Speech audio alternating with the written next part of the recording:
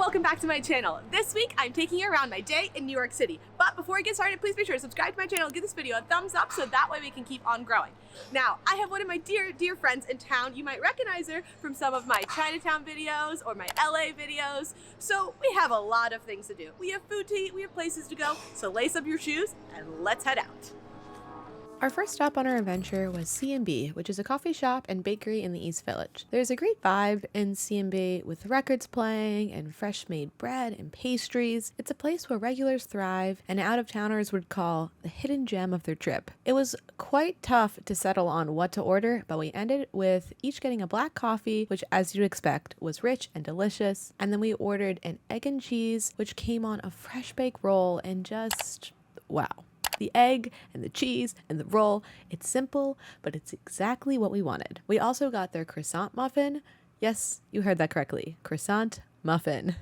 It is a cross between croissant and muffin, if you didn't pick up on that, which it was filled with Nutella, and it was just simply the pastry of my dreams. Also, 10 out of 10 for the amount of filling that C&B gives. They most certainly do not hold back. Then lastly, we got the rhubarb donut, and it was the perfect amount of sweetness in a light and airy donut that made you just wish you had 11 more. After we filled our stomachs, we decided to head to Soho for some window shopping. The first shop that we stopped in was Miniso, which is similar to a Five Below. There were a lot of cute items and plush toys, and I saw these salted egg chips that I was tempted to buy. And continuing with the egg theme, I was also very close to buying this egg plushie, but alas, I had no need or purpose for this, so I put the little guy back. Also, in the front, there was a gigantic stuffed penguin. Yeah, it was quite the sight. Next, we walked over to Pearl River Market, which is a place that has been on my list to check out for a while. They also have a ton of really cool goods. It's an Asian goods store that has been around since 1971. I found some really interesting products like this bok choy glass sculpture, which is really cool. But also, they have an art gallery in the back, which is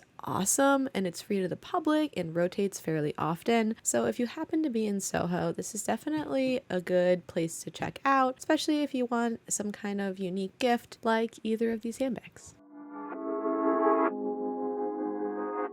After we left here, we made one more stop before lunch, and that was at Coming Soon, which is an eclectic home goods store. It's a really good spot if your style is very 70s chic or vibrant and groovy.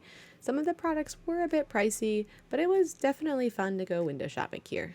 And then it was finally time for lunch.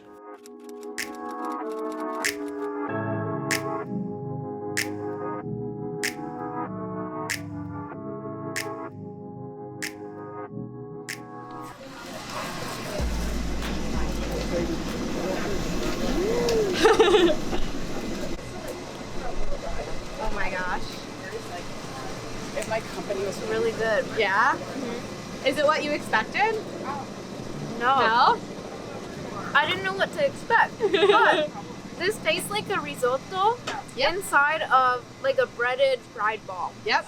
Very good. You got that right. Wow. Okay, we just went and got some lunch from Faicco's. It's right in front of me. We are in the West Village, and they have actually been in the West Village, or at least in New York, for over 100 years. So I think it was about time that I stopped by and saw what the commotion was about. They are an Italian deli. They have things like $1 arancini, or if you go inside, it'll say rice ball, because that is what arancini is. And I am going to try this before we go on to this massive sandwich in front of me. So let me show you. So it's just this little rice ball. I'm going to open it up. You got it? You can see it's filled with rice and cheese, and if you ask them to warm it out for you, you can enjoy it right after you leave the shop. It is insane. $1, one of the best cheap eats in New York City, in my opinion. Also, everyone was so nice. They asked me if I was Italian, which I am. Ton of people working there. A really great vibe, and there's a bunch of like authentic Italian products that are imported if you're looking for a classic New York Italian deli and you happen to be in the West Village on your day in New York City, just like me. Now I will save that because I want to show you the inside of this Italian sandwich that we got. Their sandwiches are no joke. I mean, just like, look at the size of this thing. Are you ready? I I mean, come on. Now, this is not a cheap eats. This was like 20 bucks, but this would serve a family of 4. It is huge. Yeah, I'm very excited to give this a try. We've got all of your classic Italian deli meats with some sun-dried tomatoes, oil and vinegar, all of the good stuff. So I'm gonna go ahead and try this and I'll check in with you soon.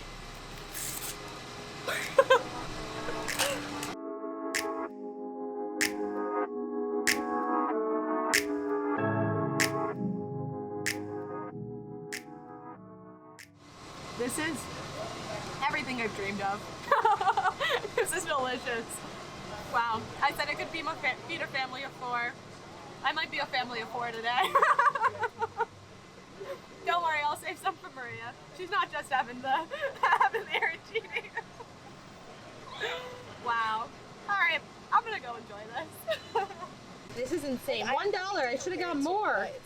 After lunch, we went next door to Murray's Cheese Shop, which is a super cool place to walk around if you're in the West Village. Besides cheese, they also had these strawberries that are supposed to be the best that money can buy. If you tried them, let me know if that's true. They certainly look beautiful. Oh, and also, I was excited to find halloumi because it's one of my favorite cheeses. Do you have a favorite cheese? I should like this boba. Now, after a little walking, we were ready for some boba. This shop is special because they make the boba in-house, fresh, daily. I had an iced oolong tea with their fresh strawberry boba, and it was oh so lovely, especially on the hot day that we were having. The only downside is now I'm a bit of a snob because if the boba isn't fresh, it just frankly isn't the best.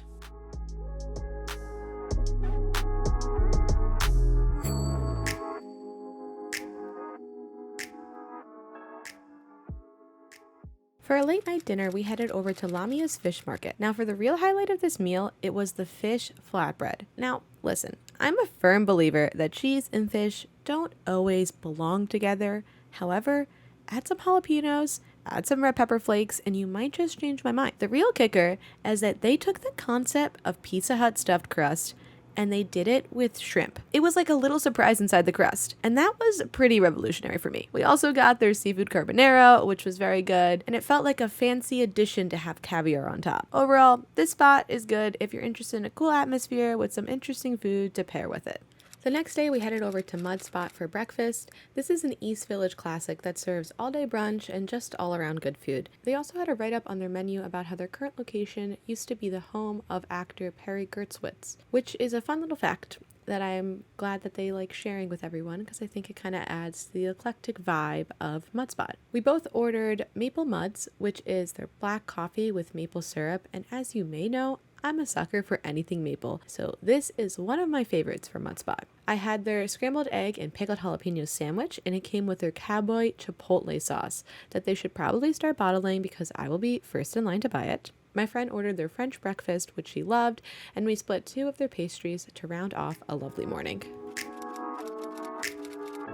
Okay, it's a new day, and I'm gonna get a snack at one of my favorite places in New York City, which I know I say that a lot, but I'm not lying.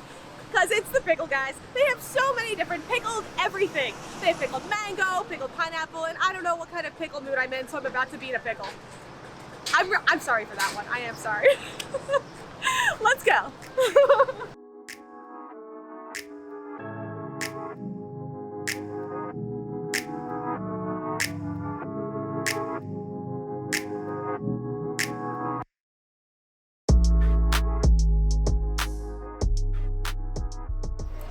Okay, so I got a half sour pickle, which is just a classic pickle, but I have had loads of other stuff from Pickle Guys. They're pickled garlic, pickled onions, and they're just all types of pickles are like just about always in my fridge. My friend went and got some pickled onions and pickled celery, which I might sneak a little bit of later to try. But right now, I'm gonna enjoy my pickle and get on the road. Not far from the Pickle Guys is Economy Candy, which is an iconic generational run candy store that has been open since 1937. In here, I actually ended up chatting with two people who saw me filming outside of the Pickle Guys. They were both lovely, and it was awesome to meet some people who were curious about what I was up to. But if you are in the Lower East Side in New York, then you definitely should check out Economy Candy. It's fun. You can find silly things like this curly whirly, or you could try every flavor of jelly bean to ever exist. But they also have all of these vintage toys kind of on display up above on different shelves in Economy Candy, which is super cool to just browse around. Or if you're not sure what you want, you could just get some candy by weight. After this, we went vintage shopping along 9th Street in the East Village, which is a great spot if you're looking to just wander around and bop in and out of shops. One of the shops we stopped in was a place called Fabulous Fanny's, which sells vintage and new frames for glasses. I tried on a few because I'm in the market for some new specs. What do you think? Are either of these worthy of being my next pair? Then it was time for lunch, and we headed over to Crop Circle in the West Village for some Chinese street food.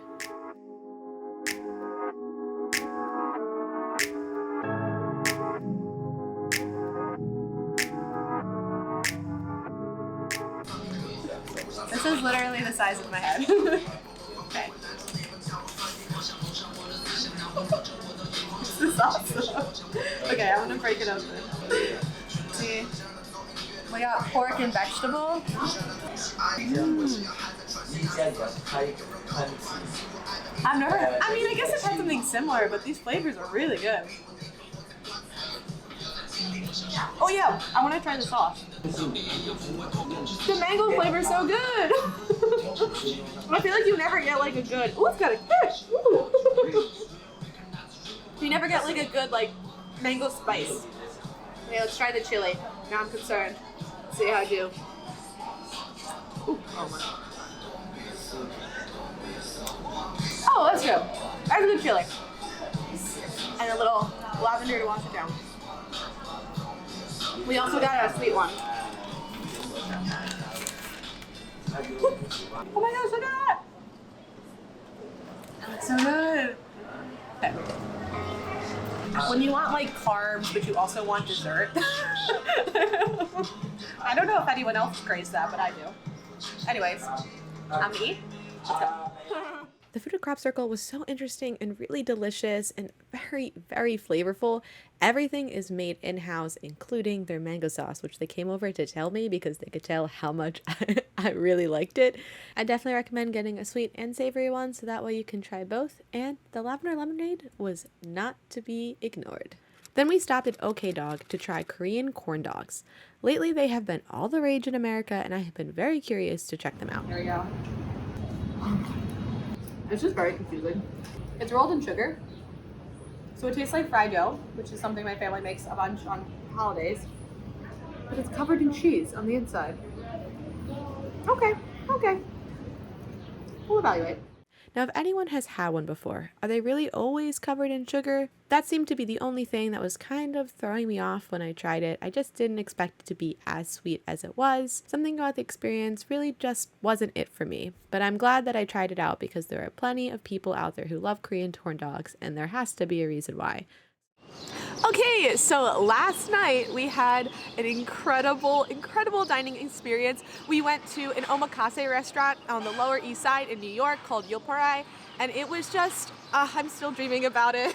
Yeah, it was amazing. So, omakase in Japanese means leave it up to you, and that's exactly what we did. You leave the menu up to the chef to curate the perfect 5-course meal for you. It was fantastic. Yeah, it was just, like I said, I'm still dreaming about it. But the one thing we really wanted to highlight was that the wait staff and the servers and the chef, everyone who worked there, I think there were only 3 people honestly working there last night. It's a pretty small organization, but they are just wonderful. We stayed for 3 hours. They were talking, they were telling us like how much they loved the food, why it was important, what was on our plate, where it came from. The transparency about like how our food got to the plate was just unreal. They just cared so much, and if you're looking for a unique dining experience, this is your spot. And I we literally left and we were like, when can we come back? Like, we need to come back here as soon as possible. It was fantastic. Yeah. And it was really just,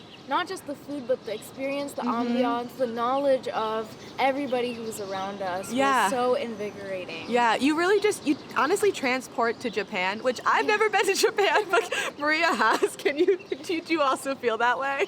Yeah, I did. And with each meal, it's kind of, we talked about bringing up memories that we either had or didn't even have, and I definitely agree with that. Yeah. It brings the sentiments of Japan into your plate. Yeah, but now let's walk you through a complete meal. Let's show you what all the food was about. So, let's go.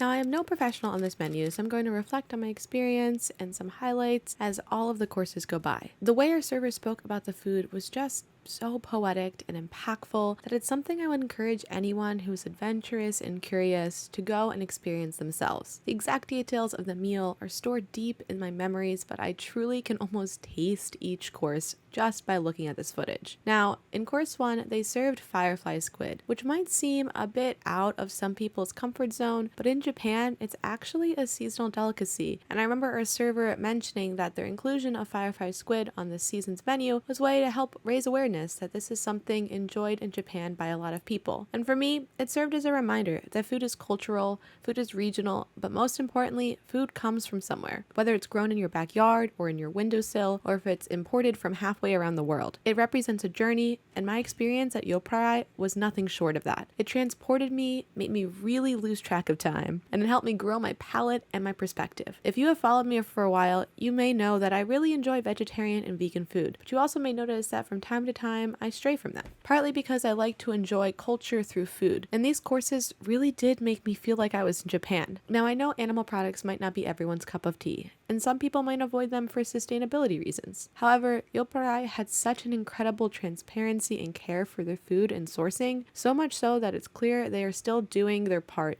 which is really important to me. They limit their menu and their reservations just to avoid food waste. Now, if you do want more details about the food, I will leave the website link below for you to check out their menu. Also, my mind was sort of blown with these double-sided chopsticks. They really thought of every detail. It's important to note that this menu was their 10-year anniversary menu, so they had some special pricing and they even gave us some free sake, which complemented the meal beautifully. Overall, each course was perfectly curated and thoughtful, with elements that layered gracefully. If you're nervous to try any of the foods in this portion of the video, but you want to experience this, I really encourage you to check out Yopparai. There is no penalty for not liking a taste or a texture here. They simply want to share culture through food. It was truly one of the best dining experiences I've ever had, and I cannot wait to go back. The soba noodles are handmade, the fish is freshly imported, and the care and curiosity of the staff warranted a mesmerizing 3-hour visit that felt like my taste buds were walking through an art museum. This dining experience wouldn't have been the same without the people working at Yopparai, and I think that really speaks to what I believe in. The best way to learn about a person or culture is through food. The next morning, we stopped by B-Cup for refreshing breakfast.